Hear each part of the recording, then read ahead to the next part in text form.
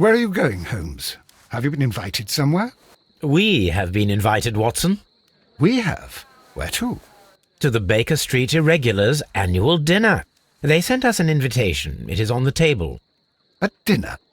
How could those street urchins afford anything like that? I can't understand your interest in them, Holmes. They're dirty. They wouldn't hesitate to steal your wallet. Watson, you should be excited. It is a secret dinner. Its location changes every year. Read the menu. Sounds mouth-watering. All right. We, the secret police of Baker Street, invite you, Sherlock Holmes, and Dr. Watson to our annual dinner. Menu, entree, frozen rat head salad. Is this a joke? Not at all. Pray continue. Main course, sow's udder in Danny Nutcracker's way.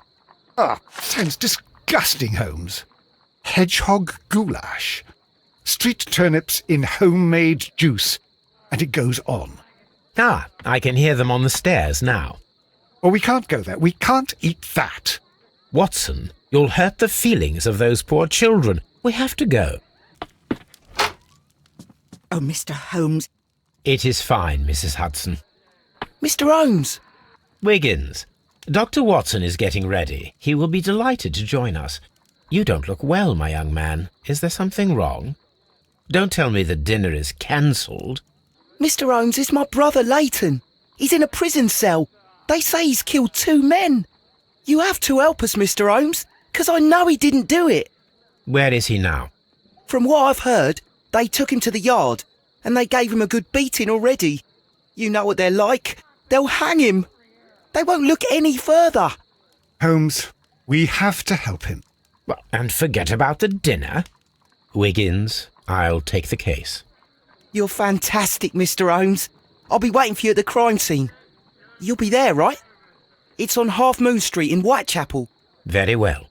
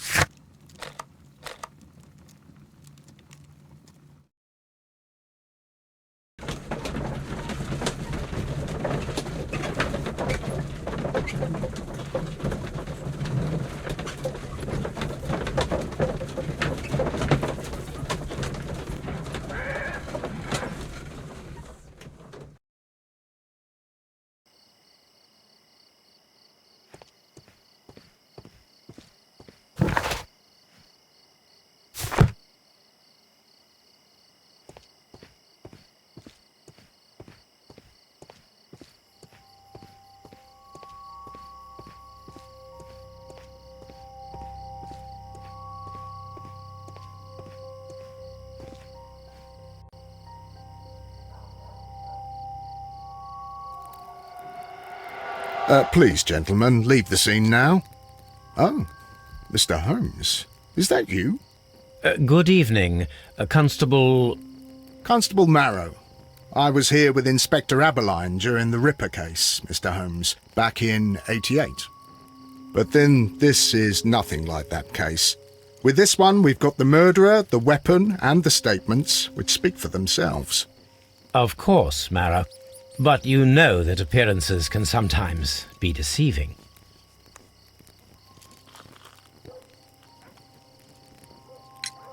Who were the victims? The two men here, both shot. The stout fellow was Brian Vercotti, a well-known ruffian. The other, Kenneth Butler, a jeweller by trade. You spoke of statements. You have witnesses? Well, I was there, so I gave my own statement. And then there were two other witnesses who said they saw the killer Chapman. Mr. Turner, a gentleman who lives in that flat over there, and Polly Powell, a flower seller, who was over at the far side of the street. So, Constable Marrow, I should be delighted to hear your testimony. I was standing at the north side of Half Moon Street. That was the side that you came from. But you would have been unable to observe this part of the street, where we are standing now. That is correct. But I saw the two victims slowly enter Half Moon Street, and then shortly after, the fireworks started. A few minutes after that, the fellow Chapman rushed towards me and ran into Half Moon Street. Please continue. I didn't pay attention, but suddenly I heard a woman's cries and police whistles on the other side of Half Moon Street. I rushed over there and I saw the two dead bodies on the ground. When I reached Whitechapel Street, I saw Leighton Chapman. He'd been caught by two police constables. Did you hear the shots? I didn't hear any shots. The fireworks were all over the sky. They were so loud I couldn't hear anything else. What were the fireworks in honour of, Constable? Well, today's Queen Victoria's birthday, Mr. Holmes. Yes, I appear to have lost track of the days. It is May now, of course. Constable Marrow, what else caught your attention while you were running through Half Moon Street?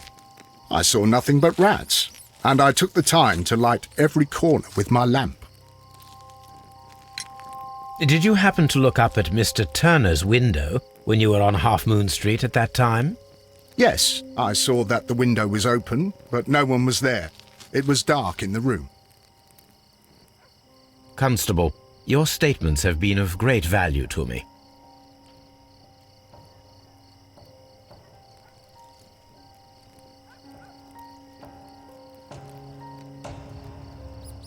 The bullet struck his head.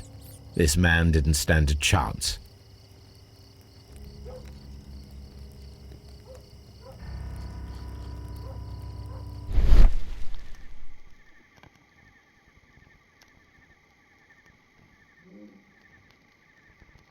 A piece of wood that has stuck between the cobblestones.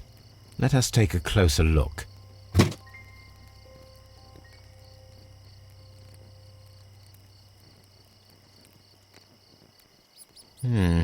This shard of wood is quite new.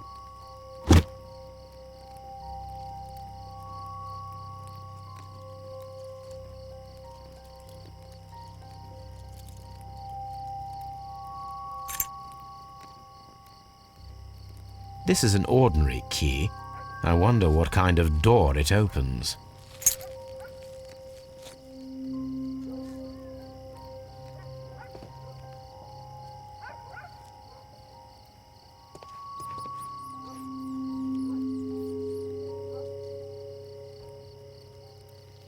He tried to stop the bleeding with his hand.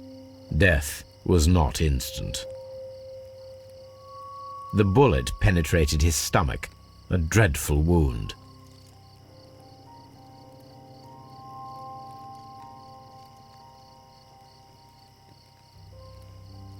A tattoo from Westgate Prison. Vercotti must have done some time there.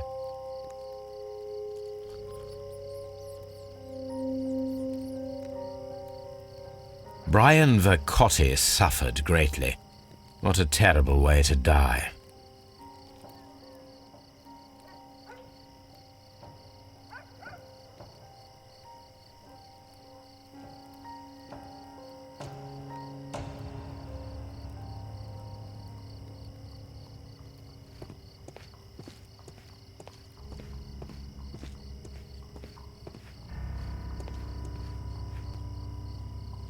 Good evening, Mr. Turner.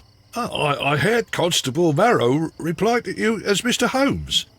Are you that detective gentleman? I've heard of you. And, well, I know things about this evening. Excellent. Might we hear your story? Could you tell us everything that you may have seen or heard? I was already in bed when the fireworks started. A few moments after, I clearly heard 2 gunshots from outside. Please continue. I quickly got up and I grabbed the lamp from my nightstand and I rushed towards the window. I looked down and I saw 2 bodies. And there was a man with a gun who was standing nearby. Where exactly? Well, near this body. Did he notice you? I don't think so. He rushed towards Whitechapel Street without looking around. Mr. Turner, did you see anyone else in the street? No, I saw no one but that man, the murderer, the fellow they caught. Were the 2 shots you heard consecutive? Yes, there was a very short pause between them, and they sounded different somehow. It seemed to me that the second shot was louder than the first. That is an interesting comment.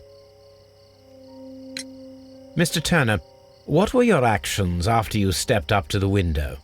I was afraid that the man with a gun might return, so I stayed close to the window till I saw the policeman coming in the Half Moon from Whitechapel. Then I walked out to tell them everything I saw.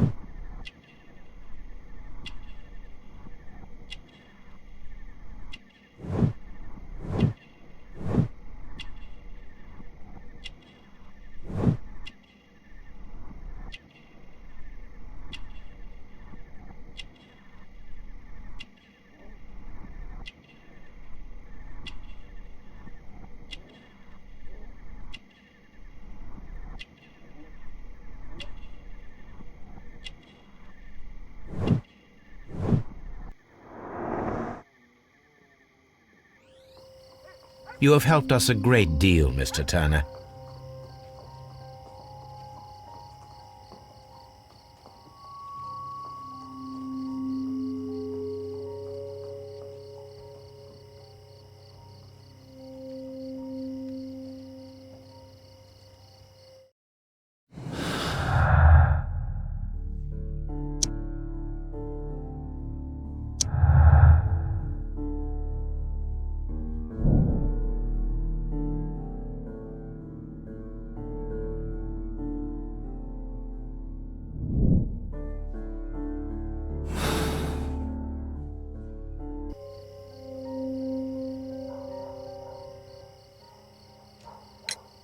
Mr. Turner, you have stated that you remained close by your window after the crime, is that correct?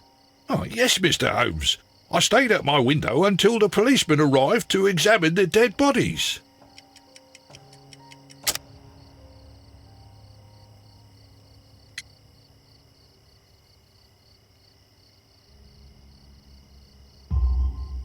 That is very interesting, Mr. Turner.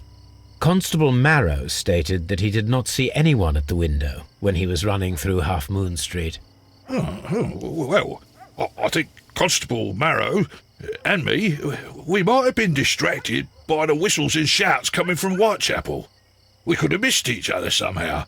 You understand what I mean? It was a bit of a stressful moment, to tell you the truth, sir. Allow me to form my own theories, Mr. Turner. Would you mind showing me the view that you had from your window? Not at all, Mr. Holmes. Please, follow me. Mr. Turner appears to live very modestly.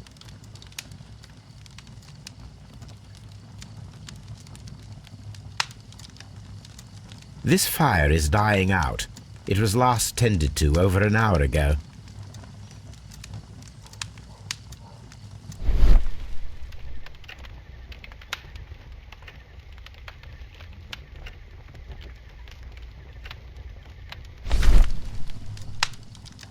The papers are almost entirely burned. I am unable to see what's written here.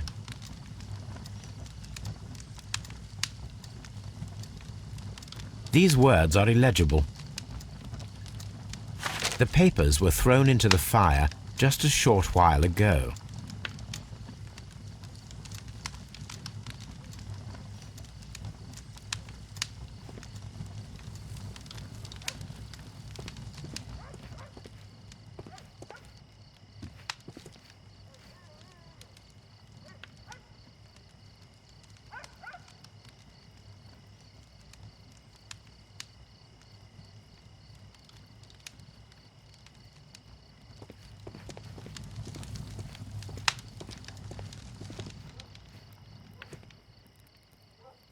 Mr. Turner was roused from his bed by the sound of gunshots.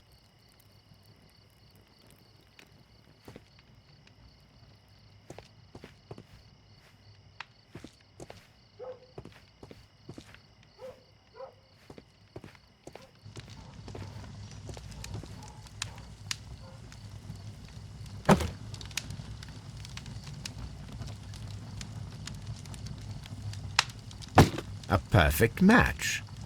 So, Mr. Turner broke his stick when it became stuck between the cobblestones. He did not mention that he was so near to the victims.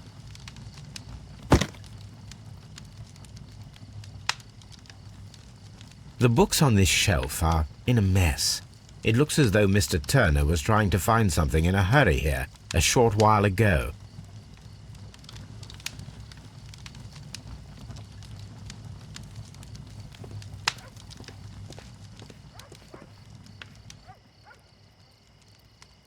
This kitchen knife is quite sharp.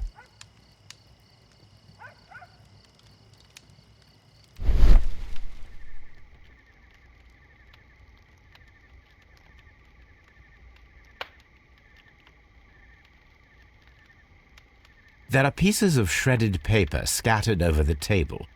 This kitchen knife was used to cut the paper.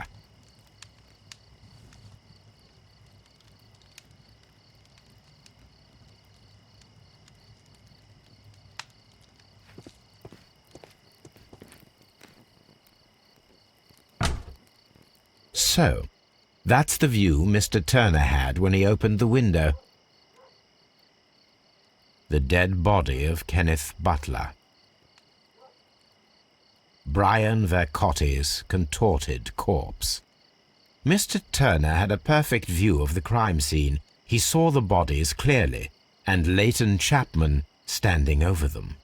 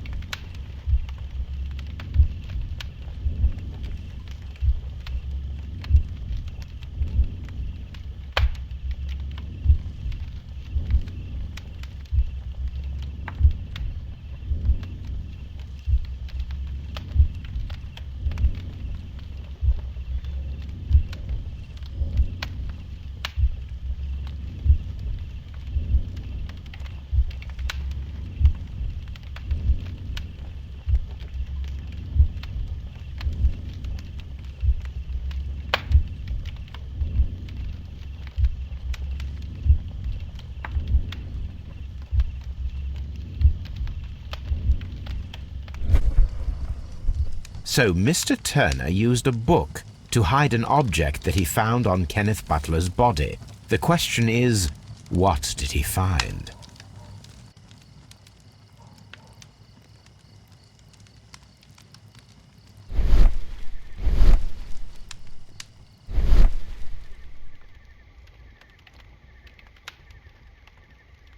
I can see prints from greasy fingers upon the cover of this book. Let us take a closer look. Well now, what a find! A precious jewel, concealed inside a book.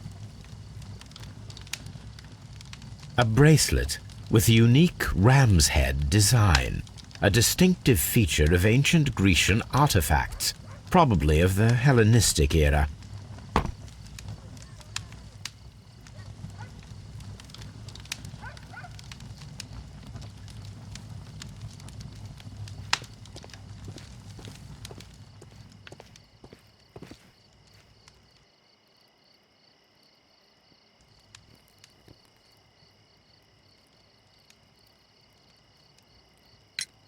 Mr. Turner, how would it be possible for a man of advanced years, such as yourself, to rush from his bed to the window in a matter of seconds, as you have stated? Well, I'm able to move very quickly, despite my age. And when the situation requires it, Mr. Holmes.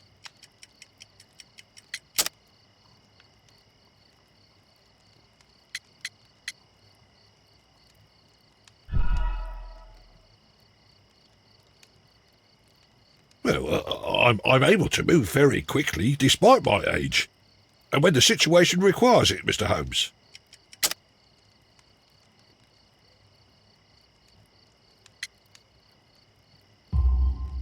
I highly doubt that, Mr. Turner. I observe that you suffer a severe limp due to your injured right leg.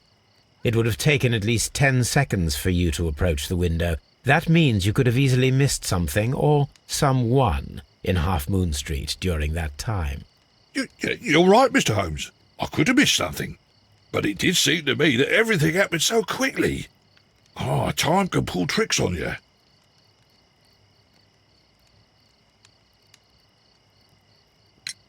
And what of everything else that you told us? Mr. Turner, it is vital that we have your complete and true statement. Mr. Holmes, I do assure you that the other things I said were most sincere.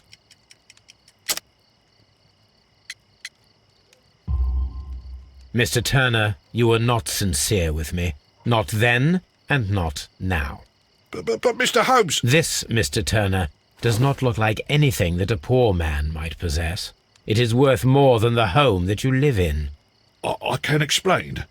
No, merely correct me if I am wrong. You saw Leighton Chapman through the window, but you also noticed a glittering object on the ground, this precious jewel. You walked down and took the bracelet from the body of Kenneth Butler, and when you heard the whistles, you hurried away. That broke your walking stick. It caught fast between the cobbles.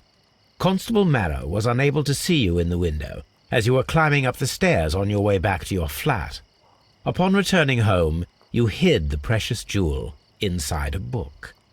Mr. Holmes, please don't send me to prison. I didn't do anything bad. I'm just a poor man. When I chanced upon the bracelet, I saw it as an opportunity to make a little money. I was desperate. I only took the bracelet, that's all, I swear. You made a mistake by lying to me. But you are not a criminal. I believe that. Although I must return this bracelet to its rightful owner.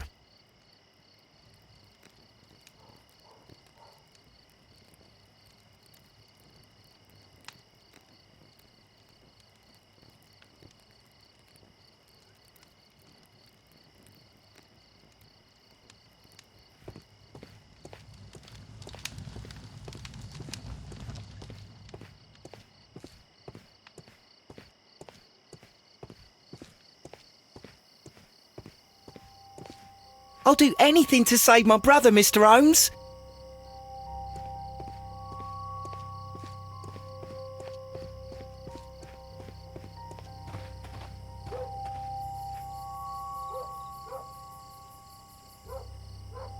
Mrs. Powell? What do you want? My name is Sherlock Holmes. I'm assisting the police with their investigation of the crime that took place this evening. Well, I've already gave my testimony, but very well. Could you tell us everything that you may have seen or heard? Yes. I was selling my flowers as usual, and then the fireworks began, in honour of Queen Victoria. I enjoyed those. But then, all of a sudden, a young lad ran out of Half Moon Street and stopped just by me. He had a gun in his hand. He was like a ghost, and all covered in blood. It was dark, but I could see him, because of the flashes from the fireworks. And then? I screamed as loud as I could. I knew that a policeman should be on duty in the vicinity. He had no time to escape. 2 constables got him. Then another constable came out from the very same street, and I heard him talking of a horrible murder. Mrs. Powell, did you hear the gunshots? I'm not sure. You know, what with the fireworks? Did you see anyone else leaving Half Moon Street, prior to or at the time of the crime? No, sir, I did not. Even with all the fireworks, I was very attentive, as I'm always on the lookout for customers. My thanks to you, Mrs. Powell.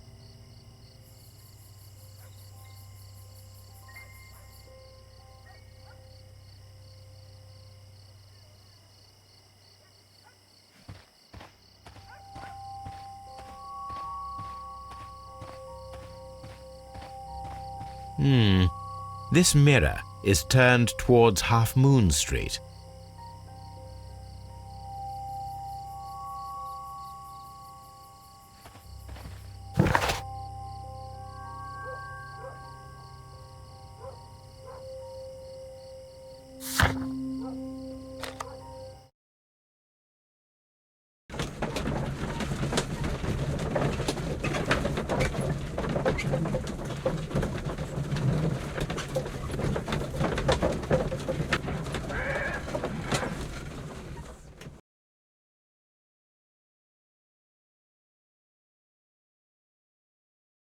Mr. Holmes, whatever brings you here so late at night? I'm interested in the case of young Leighton Chapman. He was arrested earlier this evening and accused of a double murder. I beg your pardon? That case is quite clear to the police. Or are there any new facts that we don't know about? Who knows, Inspector? Look, you are free to investigate, of course, Mr. Holmes. Chapman was arrested with a revolver in his possession, which you can find in the evidence room. The suspect himself is in custody. Did you find anything else on his person? A few personal belongings. Nothing particular, Mr. Holmes. Thank you, Lestrade.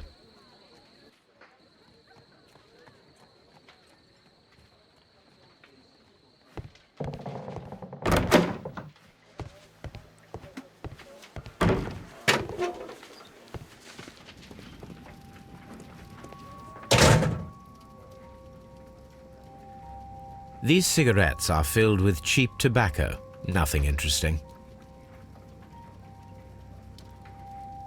A cheap watch, bought with his own money, no doubt. So this is the gun that Leighton was holding when he was caught by the police. It is a Webley revolver, a reliable weapon. It seems as though the shells were not removed from the cylinder.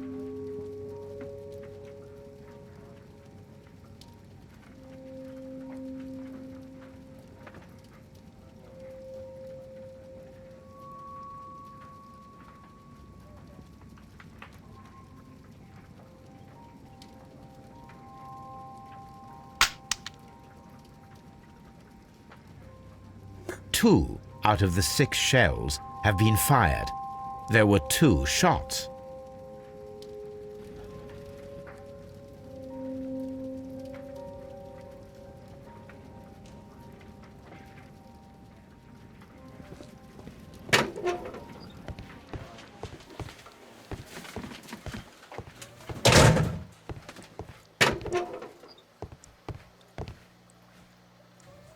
Please escort this suspect for interrogation.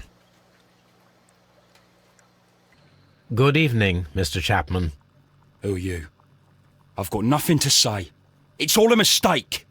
Calm down, Leighton. I have come here to help you. To find out if you truly are innocent, as your younger brother Wiggins has told me. My brother? You know him? Then that means you're... Sherlock Holmes. Oh, blimey. All right, Mr. Holmes. I'll tell you everything. Good. Tell me your account of what happened. I left my work and I hurried up to see the fireworks in Whitechapel. I was late, so I decided to cut through Half Moon Street. I saw the first fireworks light up in the sky. I bumped into a constable on a corner before entering Half Moon. Then suddenly, what with all the firework flare, I saw two men. They were both lying flat in the middle of the street. I stopped where I was. I thought about turning back to the police, but as I was thinking of that, I saw a third person. He was leaning over the body that was furthest from me. The second I saw him, he raised his head and he stared at me. In a flash, I saw his gun, but he made a dash for it instead and he escaped through Whitechapel Street. So you might still have had time to return to the constable. I panicked. I didn't know what to do.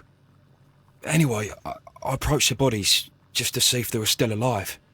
I saw that one had blood pumping out of his stomach. He was dying. It was horrible. The second one was already dead. He had a hole in his head. He was holding a gun in his hand, though. I took it, and then I followed the third man. Interesting. Pray, continue. I turned a corner, and I saw the man standing in the middle of the street.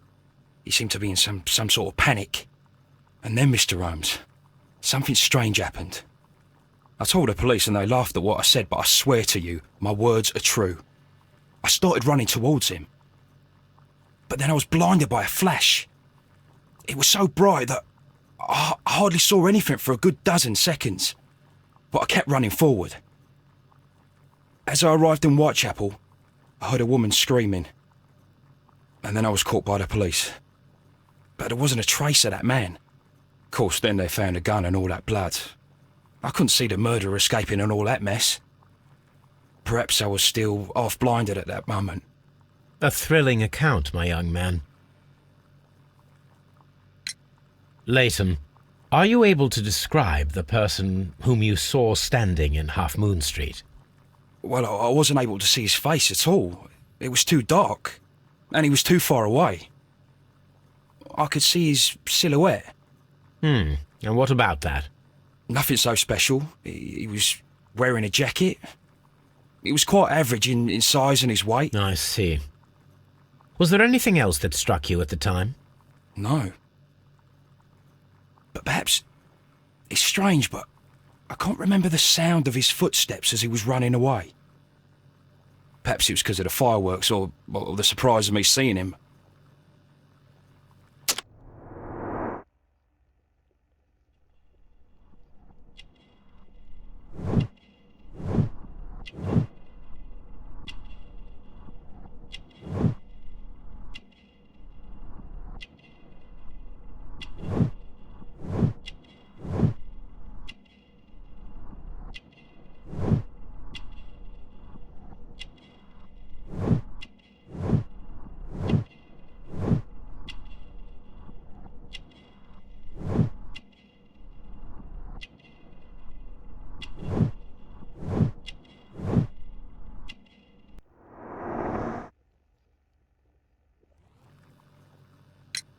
Leighton, I confess I am puzzled. Why should a young lad like you take a gun from the hands of a dead man and set off in pursuit of a probable killer? I know. I keep wondering that, but at the time it was like a reflex. A criminal ought to be arrested, and he was armed. You were willing to risk your life. That was a little foolish, unless you wanted revenge. No, Mr. Holmes. I was just being brave and stupid.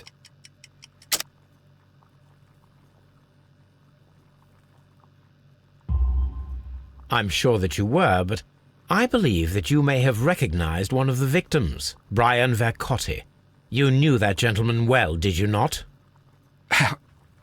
However could you know that? You have a typical tattoo of the Westgate Brotherhood upon your hand. I observed exactly the same mark upon Mr. Vercotti. You came to know him from your sharing a past prison sentence. Am I correct, Mr. Chapman? God. You're right, Mr. Holmes. Would you tell me a little about Brian Vercotti? We were convicted for a robbery. Once in prison, both of us joined one of these fraternities. During that year, we tried to help each other out, you know? You were quite young then, I believe. Yes, Mr. Holmes, we were. We'd only stolen a pound of meat. After we were released, and when I saw what my little brother had become, I decided to work towards living an honest life. And Vercotti? He had a hard time. His sister had died in a Whitechapel dispensary while he was in prison. He had no family anymore. Our paths split. He fell back into crime. So you lost him? Yes. And for around 2 years, I heard no news of him at all. We shall see you soon, young man.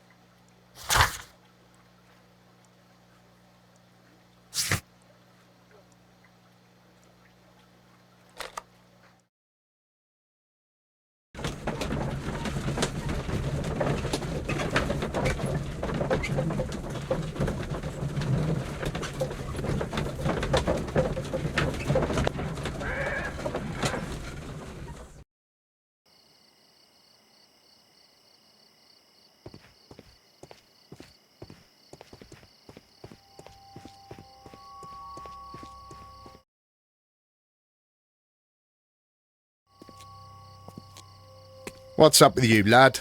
What are you waiting for? I'm waiting for my brother to be released. Your brother? The one that you caught, beat up and imprisoned. Ah, the murderer. He ain't killed no one, copper. Watch your mouth, lad, else you'll be joining that worthless brother of yours.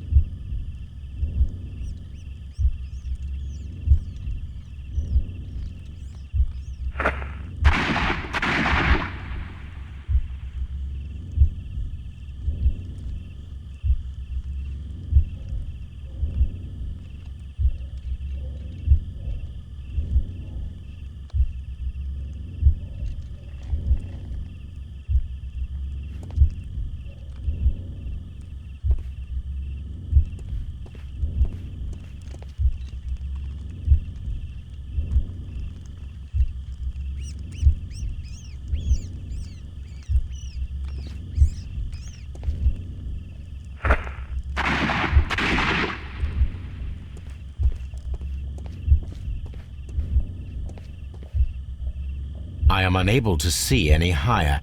I need to find something to lift my lamp.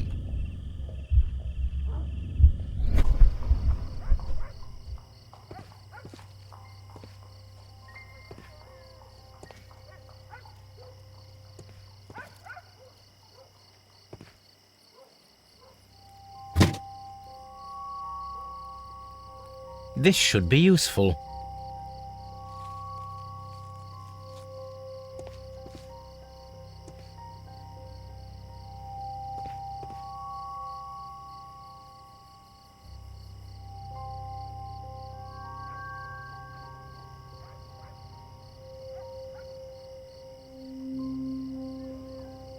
This is most definitely a bullet hole. The brick cracks are fresh. Watson, there was a third shot fired in this street.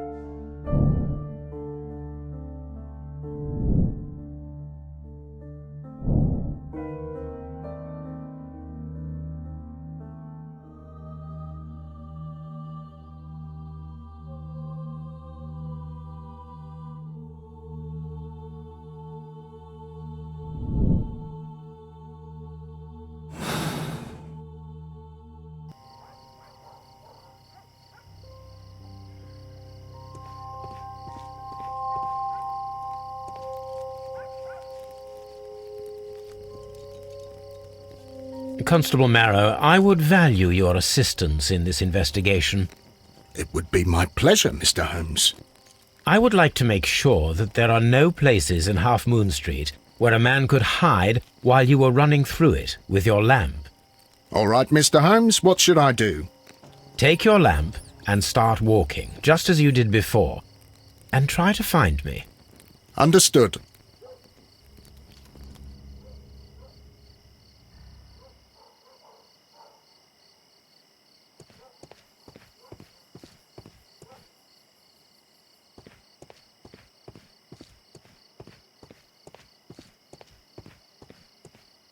I can see you very well, Mr. Holmes. All right, Constable. Let's try again. I'll find another place to hide.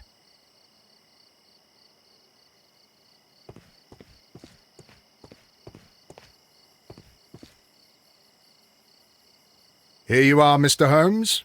All right, Constable. Let's try again. I'll find another place to hide.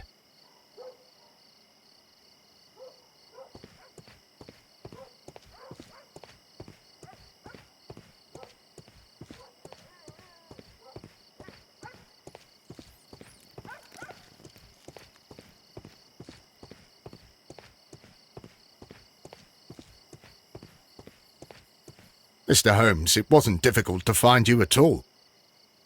It is obvious now. No one could escape Constable Marrow's lamp while hiding in the street.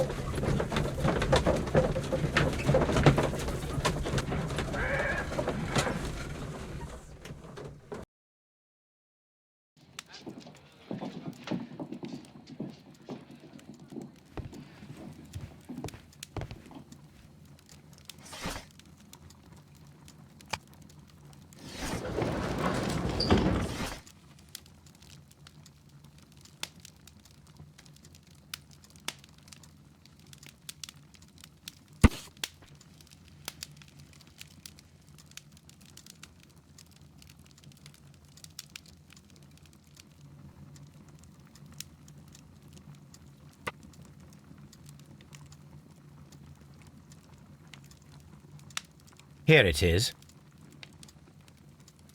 I need to continue my research in my archives.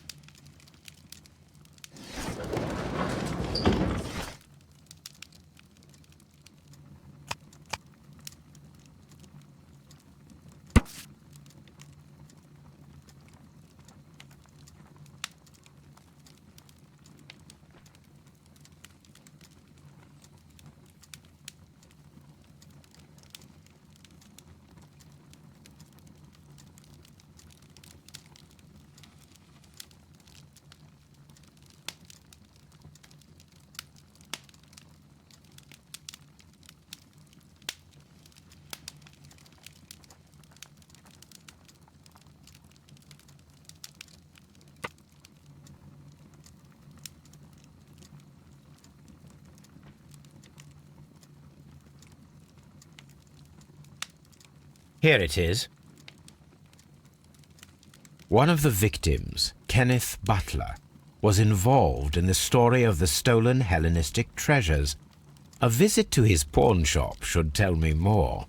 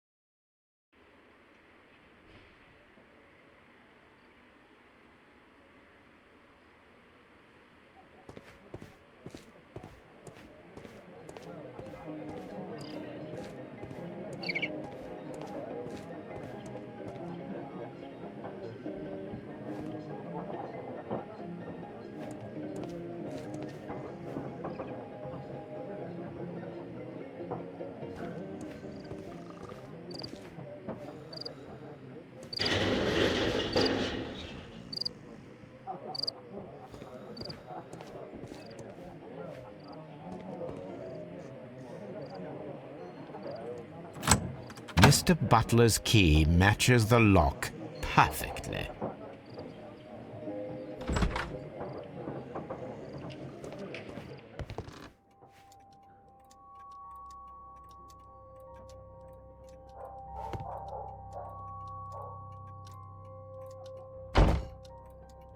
These tools are exactly what I need to climb the wall.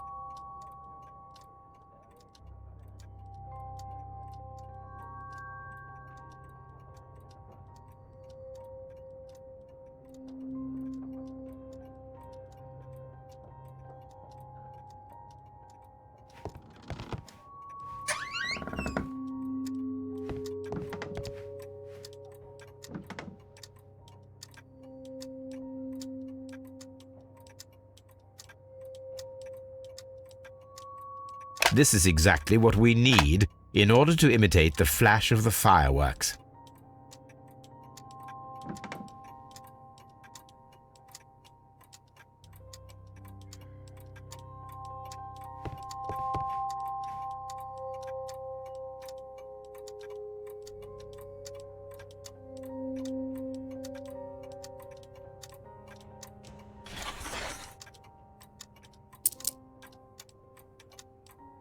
The ram's heads. This necklace belongs to the 5 Rams of Mittelin collection. Interesting. That means that Kenneth Butler owned a part of this collection all this time, 10 years after the theft.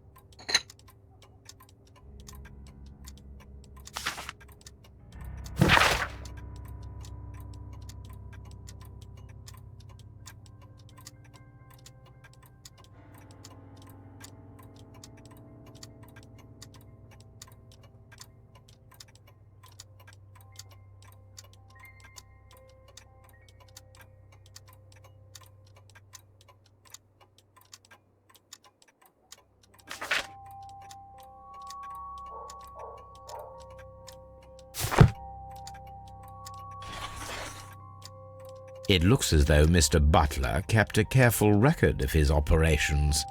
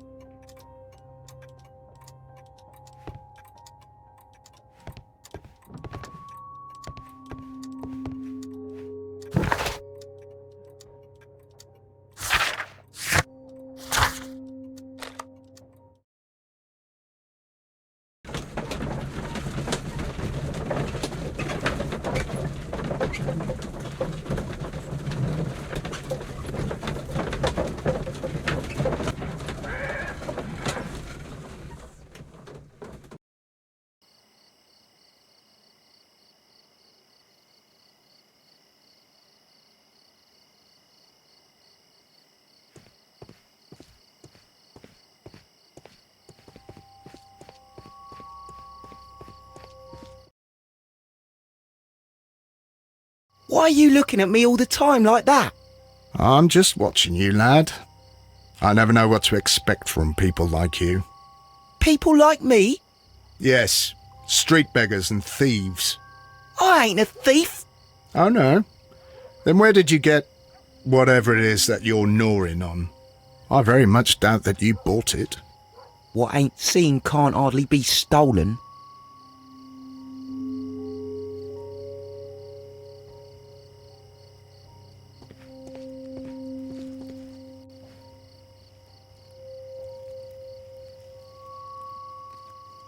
Constable Marrow, Watson, I would like to perform another kind of reenactment with your help. I'm listening, Mr. Holmes. I want to check if Leighton's testimony can be trusted, if someone could vanish into thin air at a specific moment. But Holmes, I don't see how. I am going to be the mysterious gentleman whom Leighton followed.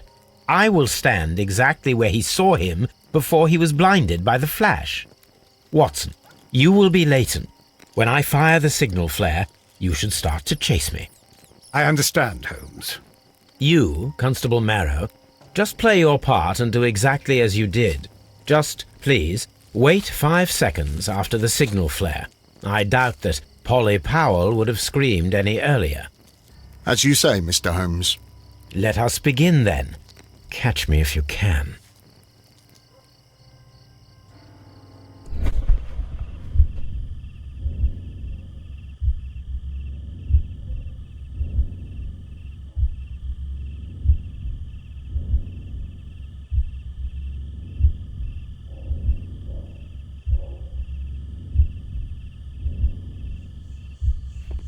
The streetlights fall directly on this wall. Not an ideal spot to escape the crime scene, it is also directly in front of Polly Powell.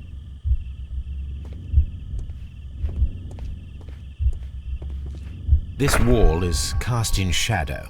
It would be difficult to see anyone scaling it.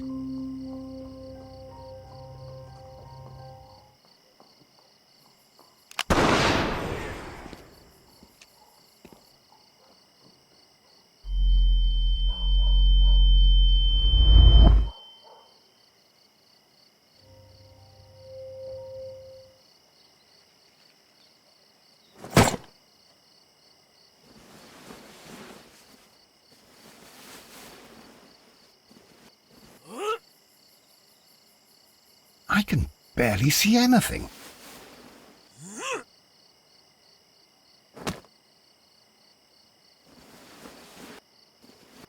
Holmes? Are you there?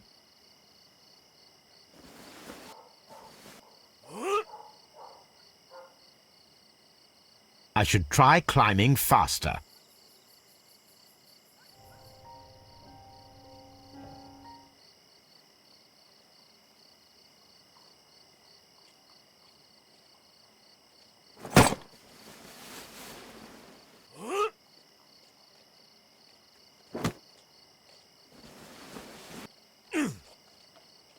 I can barely see anything.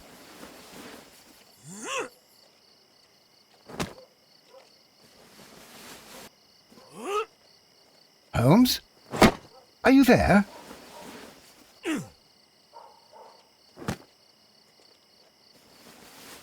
Where is he?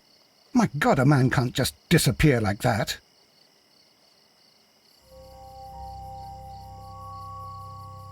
Holmes? Holmes? Where are you? I cannot see you, Mr. Holmes. Dr. Watson, it seems that Mr. Holmes has disappeared. Don't worry, gentlemen, I am up here, above your heads. How on earth did you get up there, Holmes? I am using crampons and a climbing axe, although the person we are looking for did not leave any traces of such tools. Constable, is there any way to get to the top of this building? Yes, Mr. Holmes, I can show you. The door to the building can be found from Whitechapel Street. Gentlemen, I am on my way down.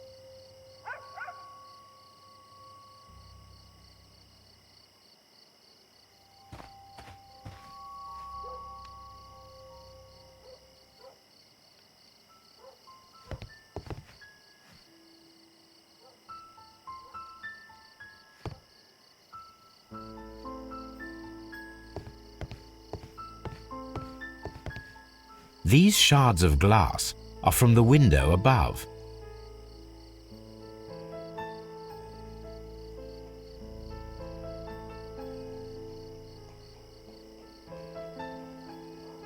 It's empty.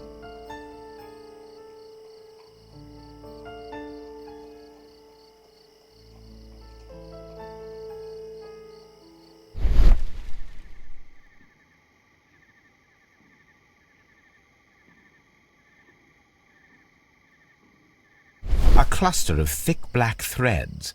They're unusually strong. I should examine them under the microscope. Someone broke through the window to get inside the attic, but in his haste he ripped his jacket. We can conclude that the person whom Leighton saw climbed up the wall, broke into the attic window, and escaped through the hatch.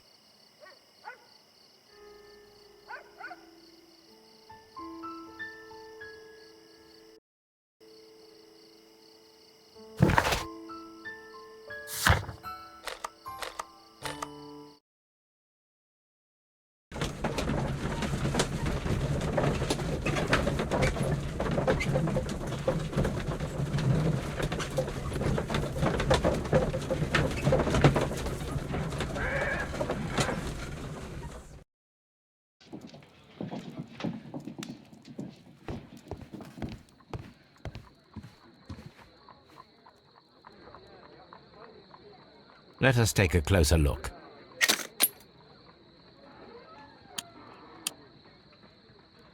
It is not a thread, but a hair. I very much doubt that it is human. I need to compare this sample with a human hair and a horse hair. A shaving brush is usually made from horsehair. Watson, could you please pass me your shaving brush? Here you are. Watson, look, what's outside the window? Well, I don't see anything. Ouch! Holmes! Oh, don't make such a fuss. One little hair. This is a most unusual hair. Human hair is significantly thinner than the black sample. The horse hair is thinner than the hair that we found. So, this black hair belongs to an animal, and it is larger than a horse. A hair from a large and exotic animal.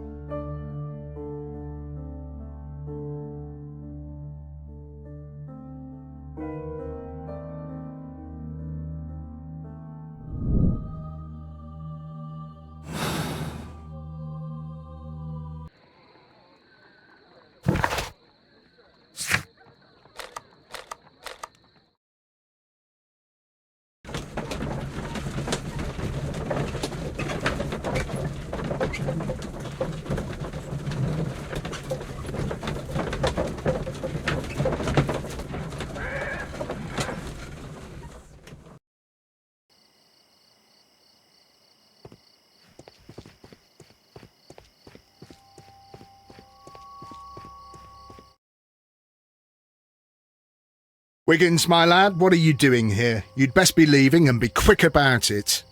I've done nothing wrong. You'd learn more by watching Mr. Holmes. He knows exactly what he's doing, not like you. Oi, watch your tongue.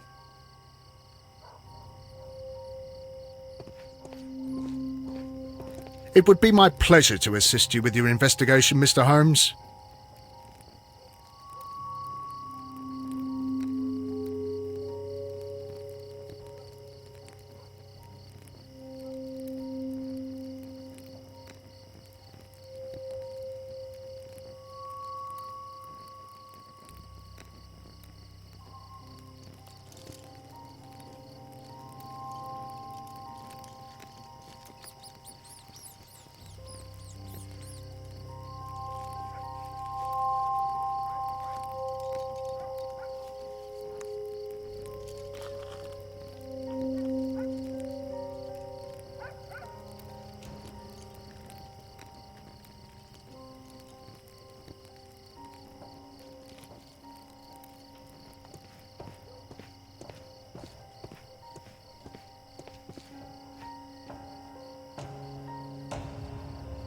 Mr. Holmes?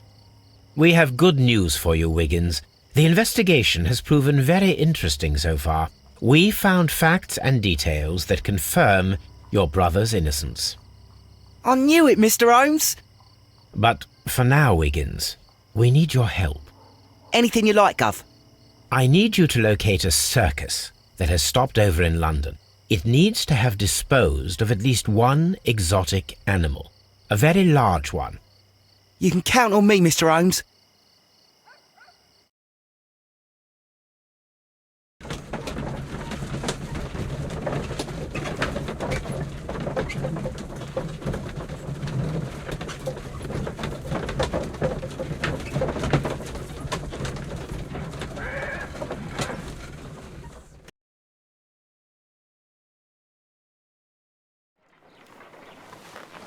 I do hope that those children don't get into trouble, Holmes.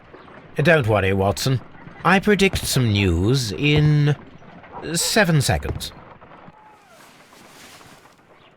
Mr. Holmes, we found it. Here it is.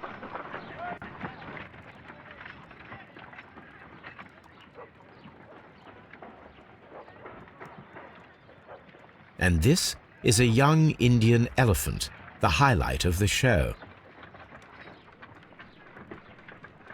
Duval Brothers, a well-known travelling circus that is currently stopped in London. I believe that is exactly the type of circus we are looking for. I'll pay it a visit.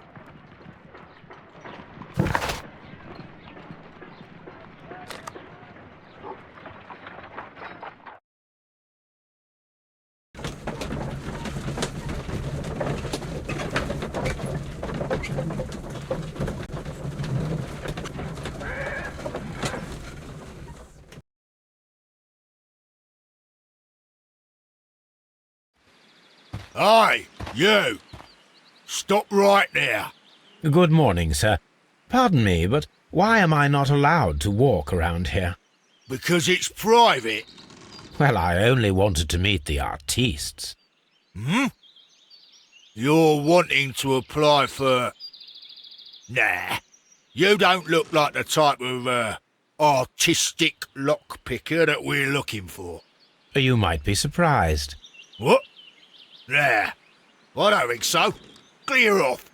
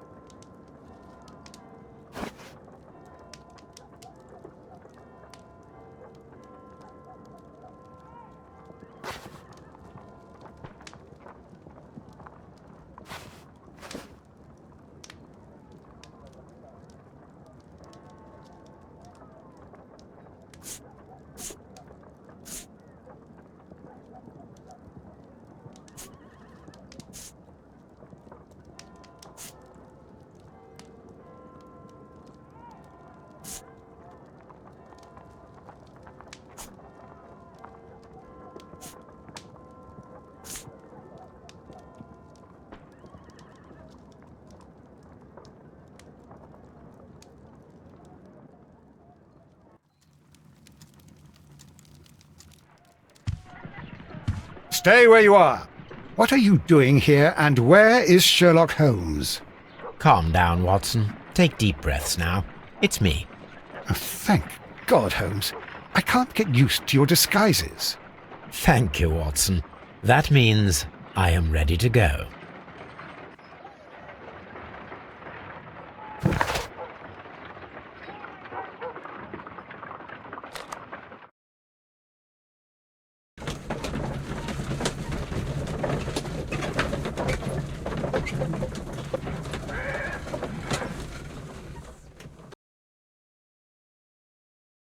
Who are you? What's your name? My name is Nigel. I'm here to open the locks. Talented, eh? Let's see. Go inside the marquee and show yourself to Charles Foley. And I'd highly advise you not to trick him. Got that? I've got it.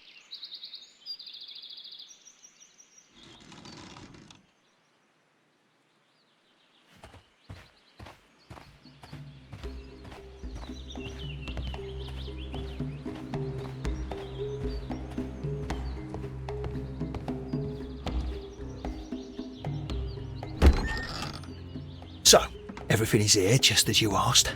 And what about the money? Some of the barrels are wet. Transportation issues, it couldn't be helped. Whatever. We'll be here after midnight to pick up the supplies. I want to be paid first. No. You'll be paid after we make the transfer, as I said. Right? I hope that no one saw you. The police are on the lookout. Of course not. I'm a professional. Glad to hear it. Be ready for tonight, then.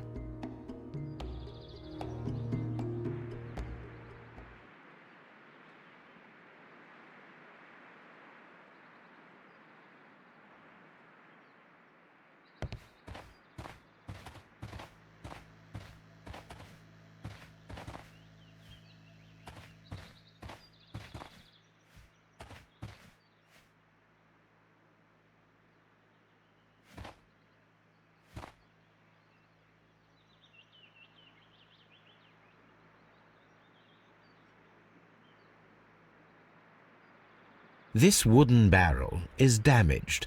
It is difficult to say what is inside.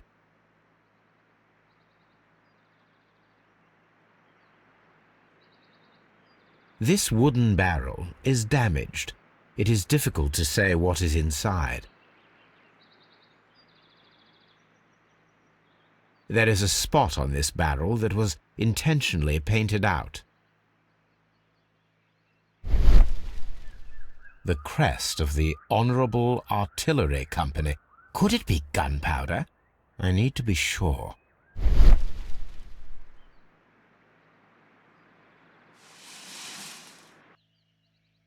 Judging by the fractions and the scent, I can confirm that it is, in fact, gunpowder.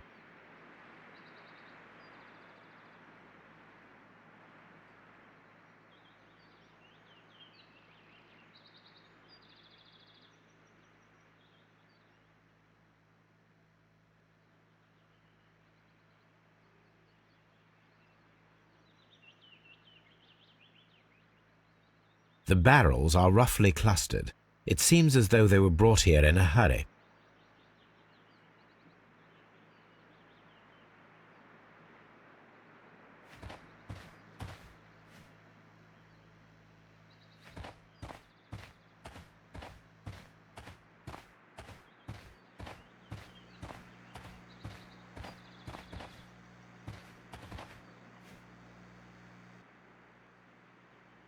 This printing press is old, but still quite capable of printing hundreds of pages per day. There are enough posters to paste across half of London's walls. That's a picture of a contemporary gentleman wearing a Robin Hood hat. Interesting. From lambs into lions. Those are words of encouragement and defiance. This poster was clearly made to fire up rebellion amongst the people.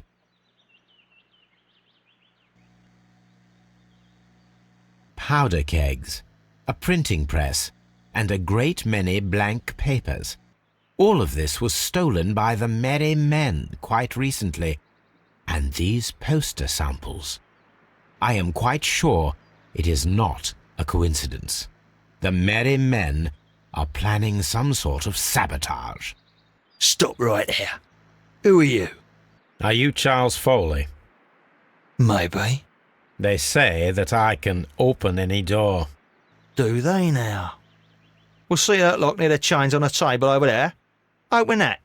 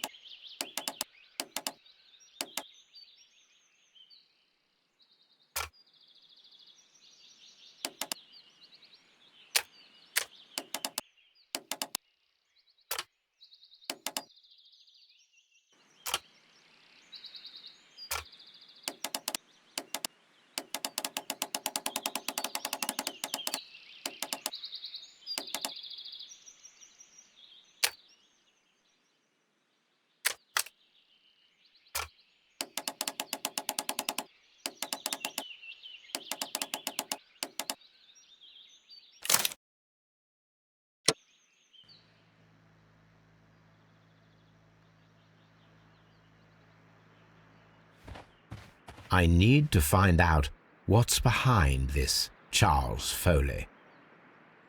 I need to find out what's behind this Charles Foley.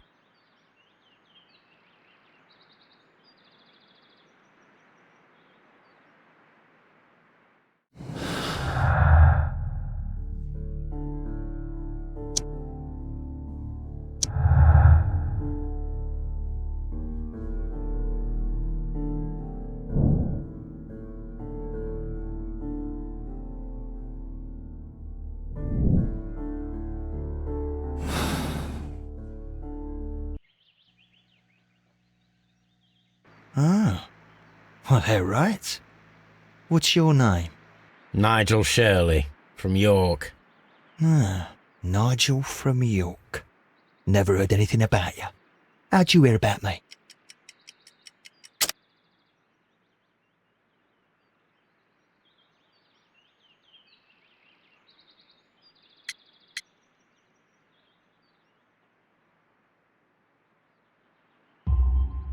It's a long story. I met your brother, Vincent the Butcher Foley, in prison. He told me all about his betrayal and all about you. Before I was released, he told me that you might find a job for me one day and pay me some money for me craft.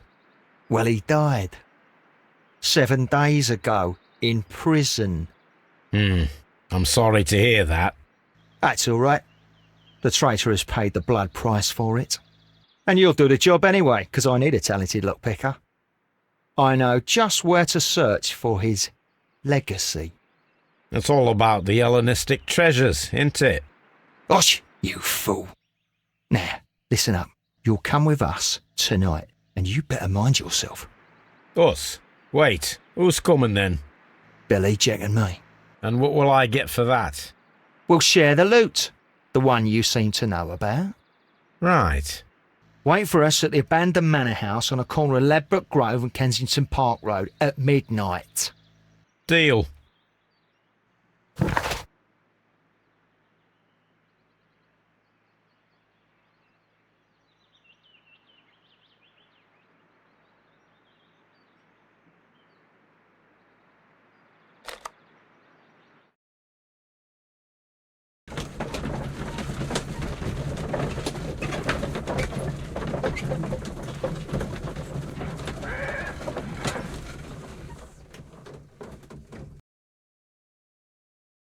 Here I am at the manor. Somewhere inside it are the Hellenistic treasures. This lock is quite old. It shouldn't be much of a challenge.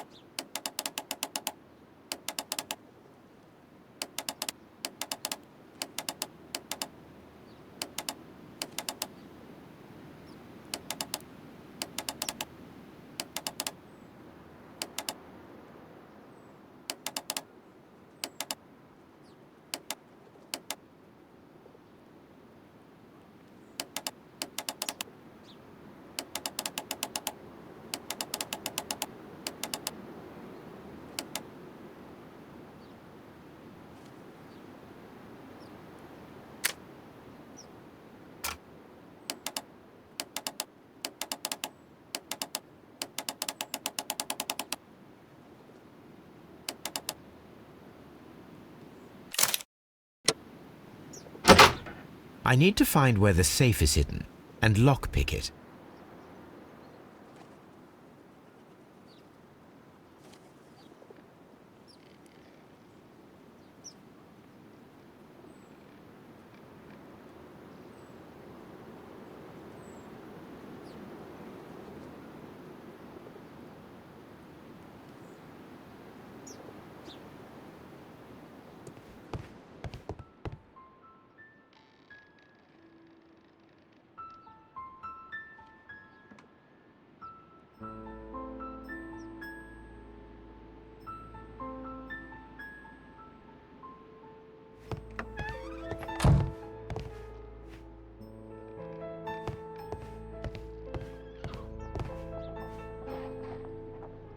This cupboard is an absolute mess.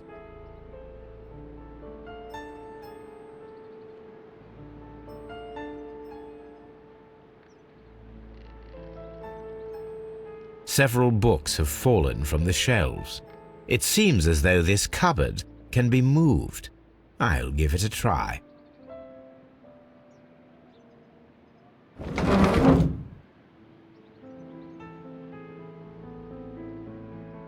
So, that's the lock I must open tonight. Let me see.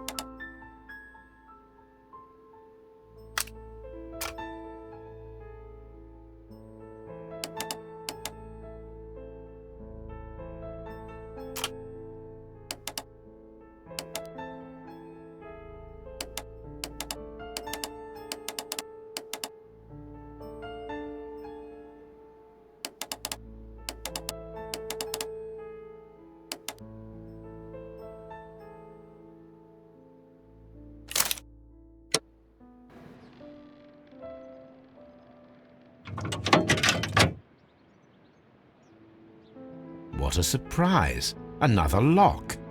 And I won't be able to pick it. I recall that precious key around Foley's neck.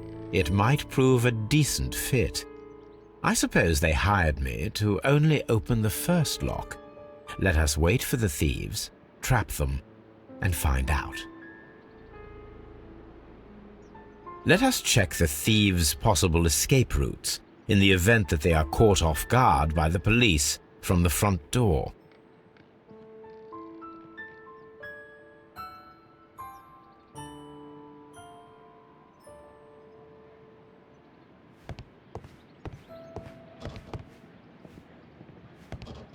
This door is a perfect means of escape in an emergency.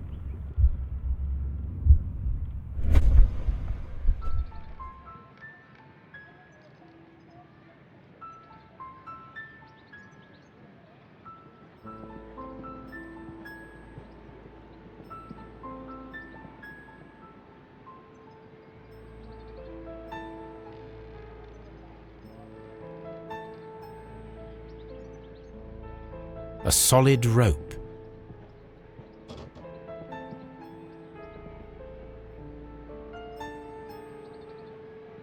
This should be useful.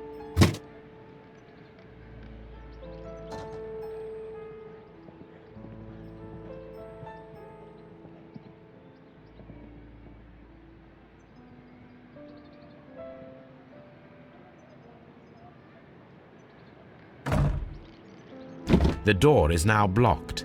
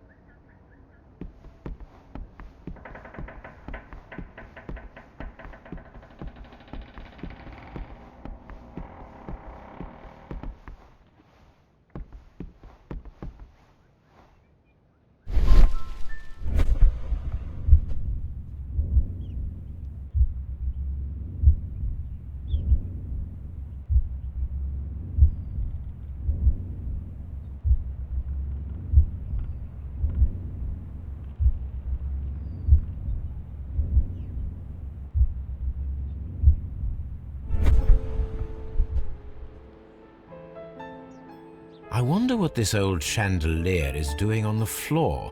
It looks as though it was poorly attached. I suppose that the thieves already tried to open the lock with this formidable hammer, but they were unsuccessful.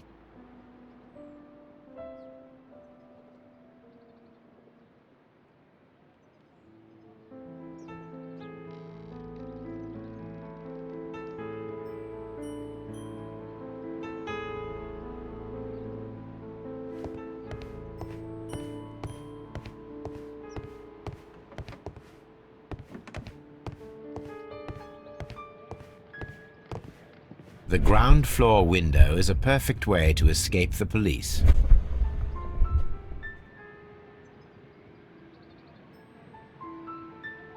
This works very well. No one will escape through this window now.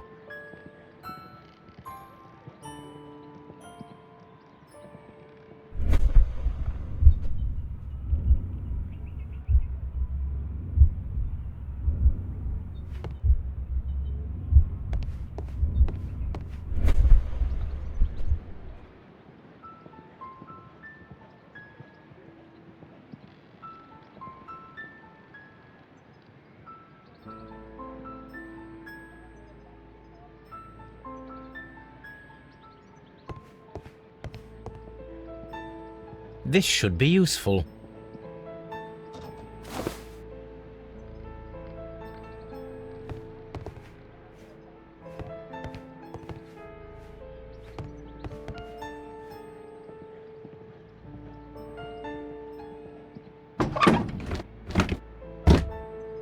There is no ladder. If anyone falls here, he will need assistance to get out.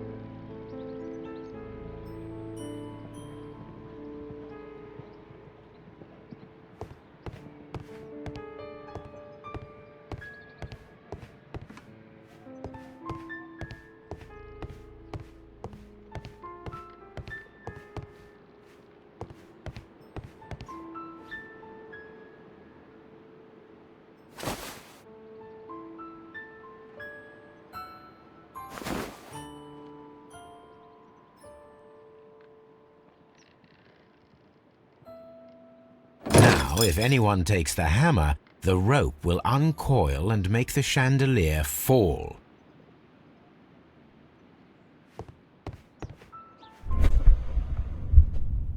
If he runs through the dining room and takes a sledgehammer to force open the door, the chandelier will knock him down.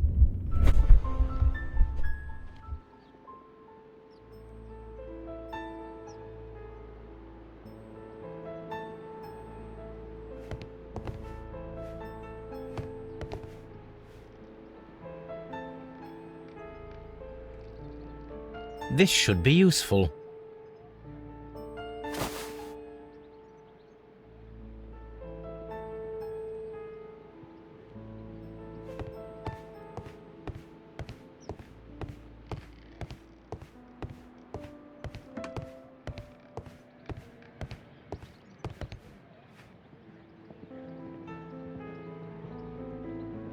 Now, it's not an open hatch, just a nice carpet on the floor. I should walk carefully here, else my plan will be ruined.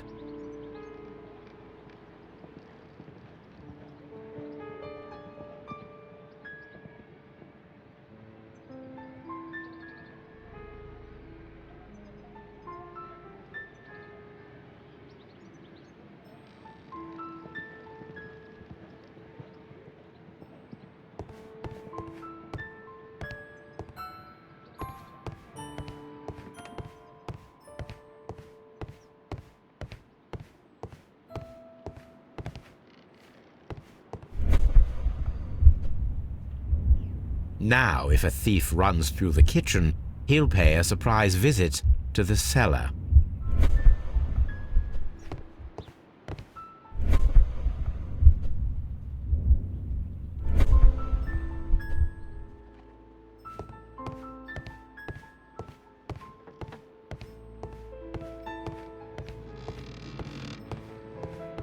Although this window is high above the ground, it would be possible for one of the thieves to attempt to use it for their escape.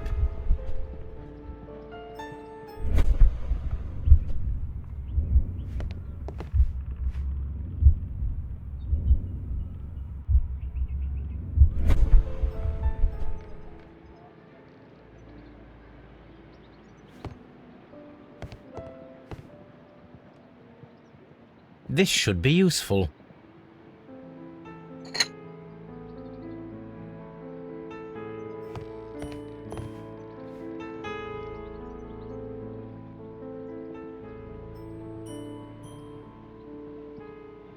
One step on these beads, and our thief will go flying.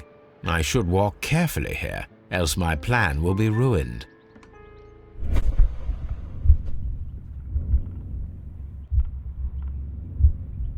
Any thief who finds his way upstairs will roll down very quickly. The traps for my circus companions are all prepared. I can leave now, but I'll return later with Charles Foley and his companions.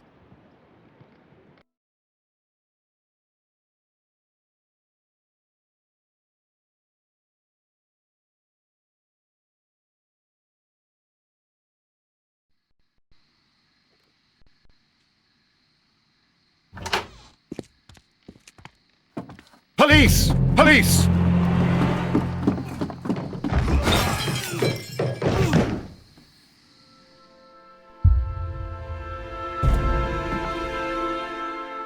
Stop where you are! Where are they? Trapped, Watson, with your assistance. How so? You sounded just like a real bobby, my dear fellow. You startled them into the traps. I did? I assure you, Watson, it was quite an entertaining show. They will not escape the house now. You scum!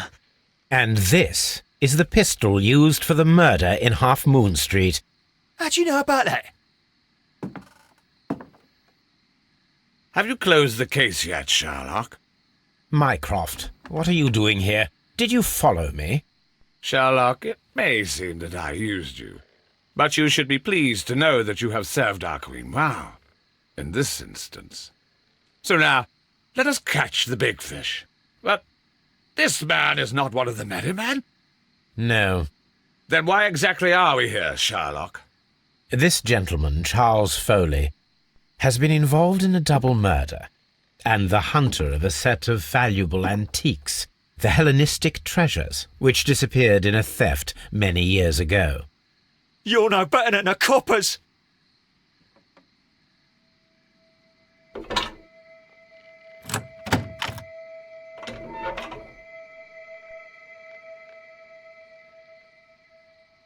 Holmes, that is incredible. The Hellenistic treasures. Indeed. Nothing but trifles. Where are the merry men? I don't know why you are asking me, Mycroft. They are yours to find. I'll see you soon, dear brother.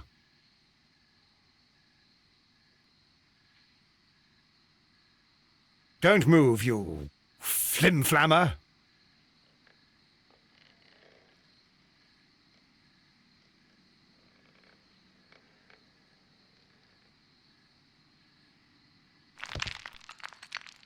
What a beautiful collection of art. It was thought lost.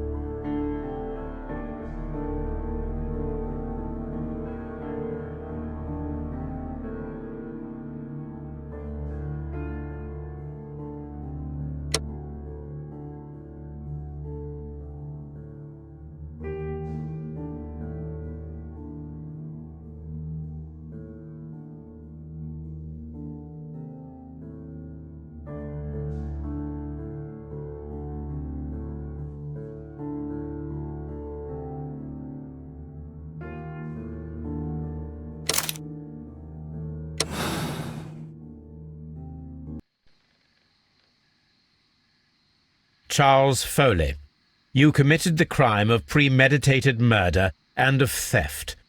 You will be severely punished for your deeds. You are pitiful, you Scotland Yard dog. Save your words for the gallows. I'm sure the journalists will love them.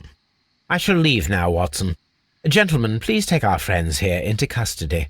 Where are you going? I have unfinished business. I'll see you at Baker Street.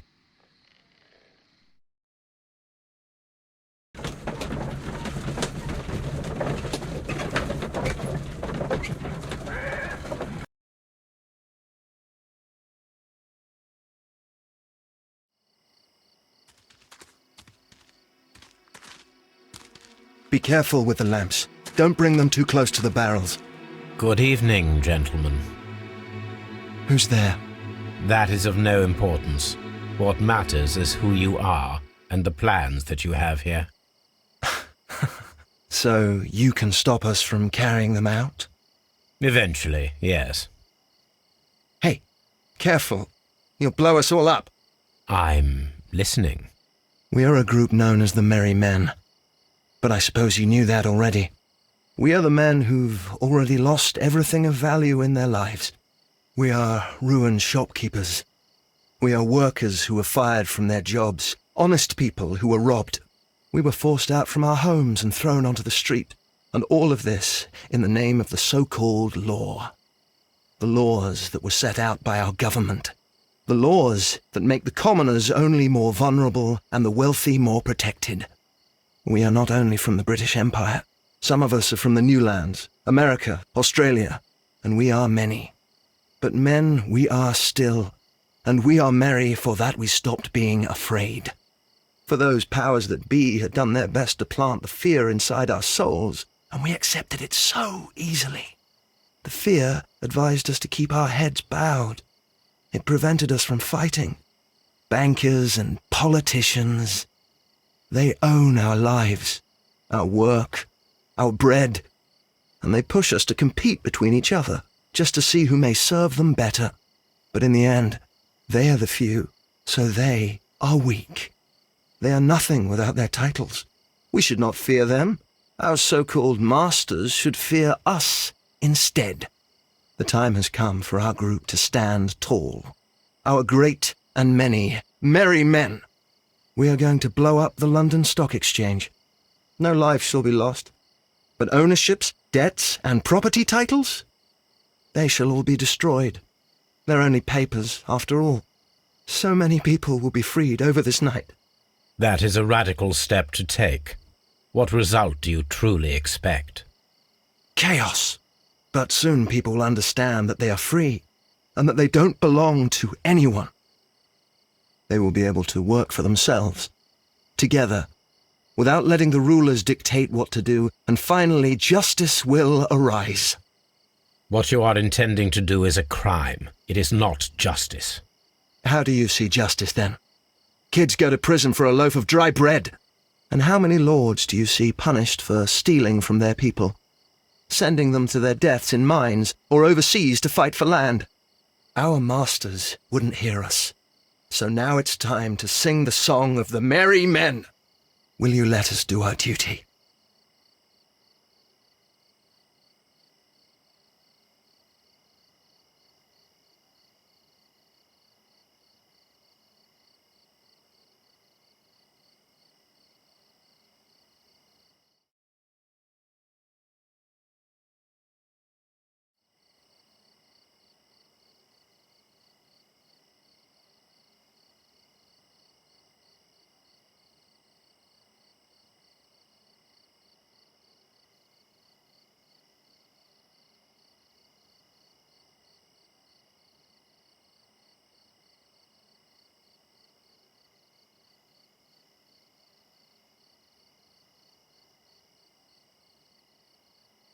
When the law serves only the few, it can no longer be trusted.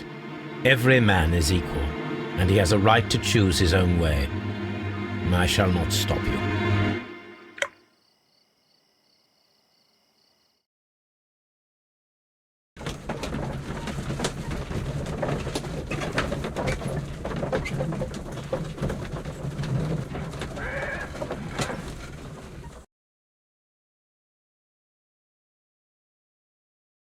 So, you're interested in Russian literature now?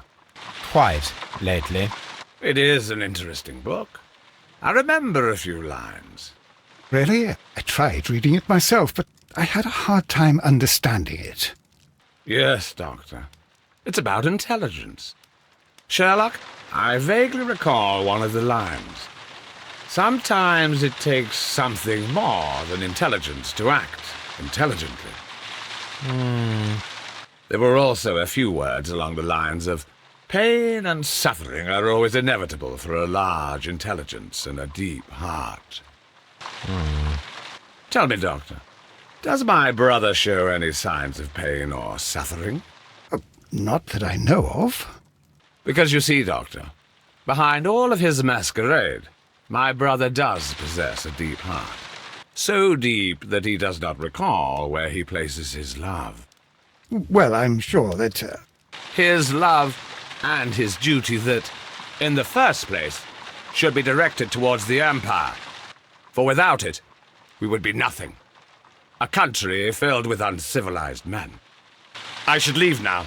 Sherlock, Dr. Watson. Holmes, what just happened?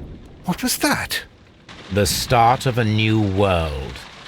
Anything in the post, Watson? Any clients worthy of our attention?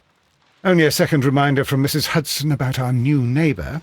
She urges you to remove your... Oh, I don't care about that.